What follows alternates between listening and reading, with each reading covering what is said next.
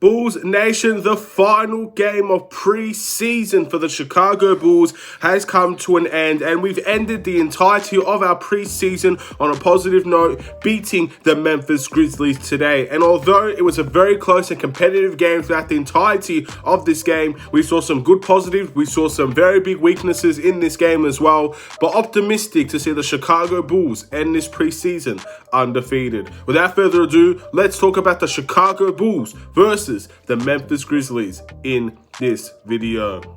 Let's do it.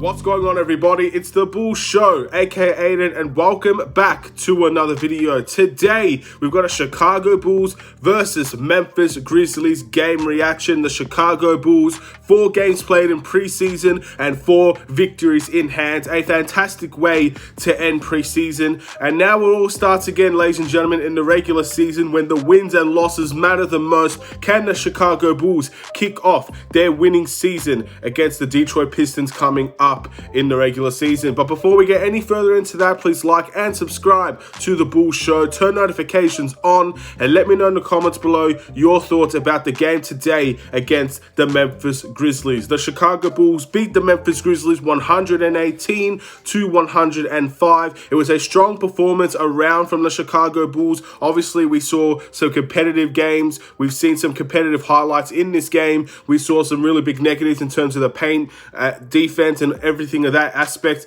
The Chicago Bulls bench in the fourth quarter is what carried us to this victory, with their energy, with their efficiency on the defensive end, their steals, and their fast break play. They all in all did a fantastic job to seal the game in the fourth quarter for the Chicago Bulls. But this game was really competitive. And again, I always thought Memphis was going to be the toughest team to face when you have players like Ja Morant on the team, Steven Adams, Jaren Jackson. Again, a really solid team there. And they did what they did usually in the regular season in this preseason game. They attacked the paint. They're one of the best teams to attack the paint, and they attacked our paint, and they got great success out of that. They made some good threes. They got into the free throw line as well. The Memphis Grizzlies were solid today. I can't really knock them for their performance. I can't really say any of the bad things that they did. But at the end of the day, the Chicago Bulls won this game. We were close with them the entire time. Every time they went out to a big lead or a bigger lead, the Chicago Bulls came back and we took the lead. It was just close and competitive, and these are what games are all about. A lot of these games are going to be close and competitive, but it's about how you grind it out, how you stick it out, and how your big players do step up in the big occasions, which is why we're going to be talking a lot about the individual performances and some of the players that stepped up in big ways offensively and defensively today.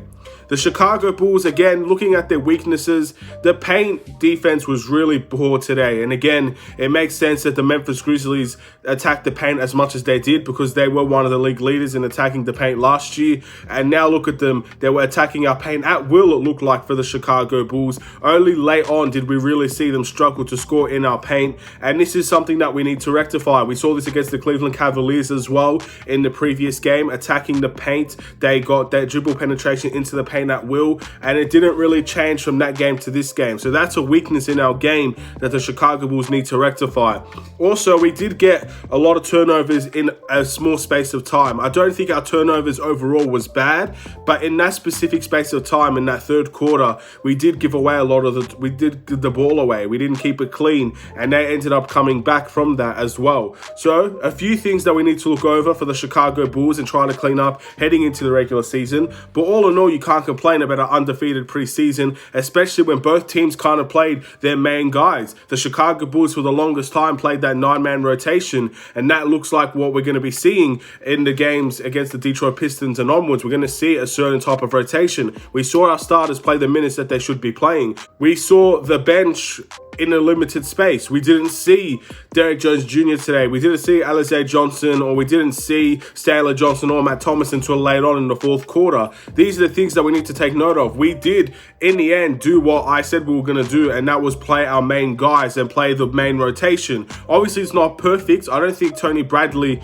got a lot of minutes today because he's going to be in that rotation for the most part. It's probably because he needed the minutes more than an Alize Johnson and whatnot. But the rotation seems to be very clear of what we're going to try to do. It looks like Javonte Green has earned his spot in the rotation. It looks like players like Troy Brown Jr. was in the rotation today. The reality is that rotation will change and shift throughout the season, but we saw a 9-man rotation for the most part, so that's the direction we're probably going to see in the regular season.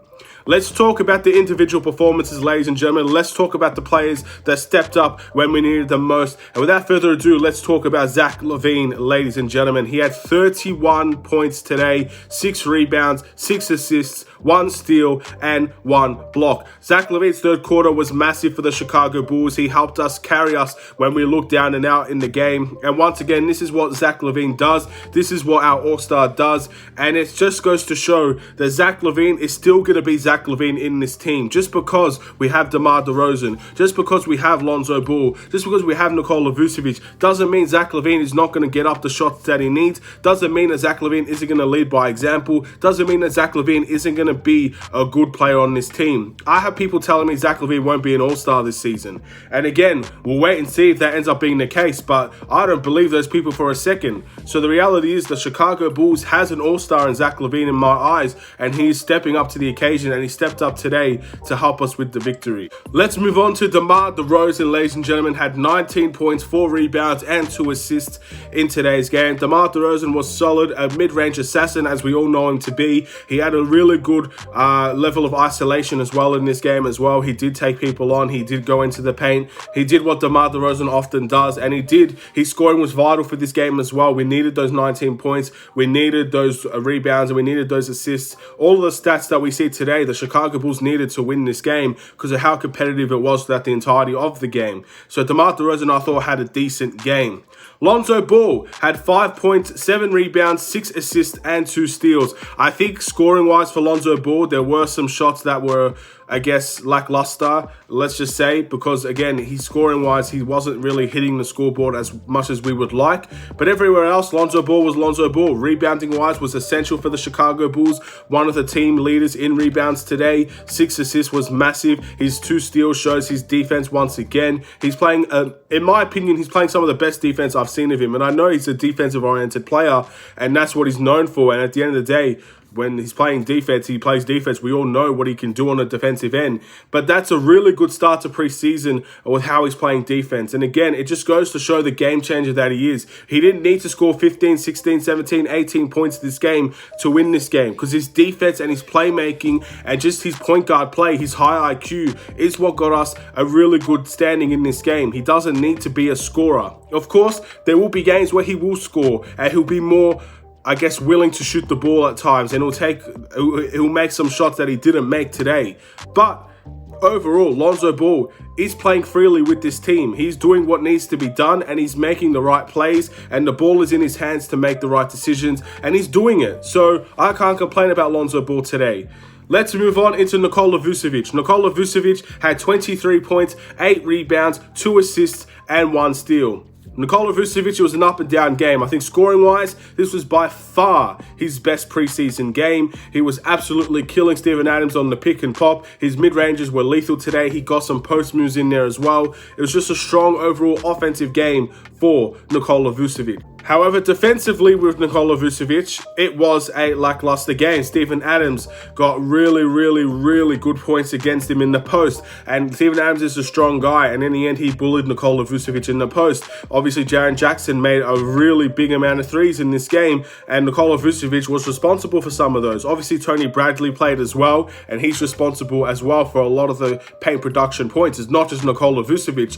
But Nikola Vucevic is responsible for a lot of the paint production that Memphis had. However, when you are scoring 23 points in the game and you are scoring efficiently, not many shots are bricking, and he didn't take a lot of shots compared to the points that he had, it does make sense that he did have a strong game today offensively. So if he is going to keep up that offensive firepower and he is going to be a really good 20 and 10 player despite the lack of defense, maybe that's something we can live with. But at the end of the day, we need to see better defense overall from this team in the paint, and hopefully Nikola Vucevic can lead by example camp, or the regular season is close, and this is when it all matters. Hopefully we're not seeing poor defensive displays in the paint in the regular season, especially against teams where we know we should be beating.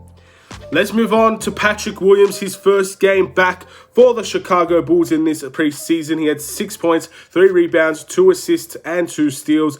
Again, his 2 shots that he made, wide open. And this is what Patrick Williams will be seeing a lot in the regular season. He is going to be the forgotten man in terms of the defense of other teams. When we have DeMar, Zach LaVine, Lonzo, and Vucevic, they're going to be so prioritized on all of those players that Patrick Williams will have open shots. And he made 2 threes today that, in my opinion, were really, really big threes for the Chicago Bulls. So Patrick Williams did his thing. He did get some good steals as well in this game. And again, he didn't look out of place.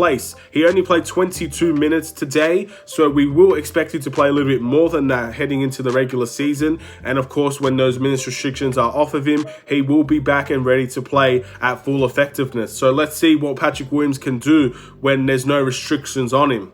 Alex Caruso had 9 points, 1 rebound, 3 assists, and 3 steals in today's game. Alex Caruso was absolutely sensational, especially in that fourth quarter, leading the line as the point guard of the team, getting steals, running out in transition, getting a really good dunk and a flyby over Ja Morant. And again, he was crucial to that fourth quarter performance the Chicago Bulls had. And again, Alize Johnson, Alex Caruso, Stanley Johnson, Matt Thomas, really, really strong players. The Io as well, I think I didn't mention him as well. Really, really strong players in today's game, and they all had around 6 to 4 points. And I won't mention all of them as individual performances, but that lineup is what got us the victory. And we'll talk about the two-way and the final contract spot as well. Let's move on into Alize Johnson, who only played a really small amount of minutes, yet got 6 points, 5 rebounds, 1 steal. What a performance with limited minutes. And again, this is what Alize has been doing on the Brooklyn Nets. He gets very little game time and he's putting up 5 and 5, which again goes to show his pitbull mentality, his ability to get easy buckets. He got to the free throw line today. That's one thing I'm very proud of from the entirety of the Chicago Bulls.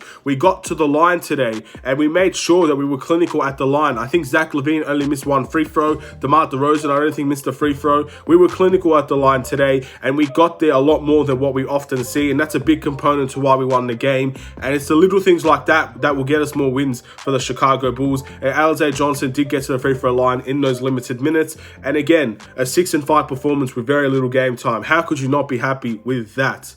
And of course, we need to talk about Tony Bradley. He had 4 points and two rebounds. Tony Bradley didn't have a great game. This is his first game back, so I'm going to give him a little bit of leeway here. It wasn't the best performance. And of course, he did get a little bit unlucky. Some of the shots that he did contest that was made, there's not much you can do. But reality is there were a lot of shots taken on him and a lot of shots that were made on him. And he was definitely targeted by the Memphis Grizzlies. I guess they knew that he was coming back for his first game and they took advantage of that. I hope to see a stronger performance from Tony Bradley in the future.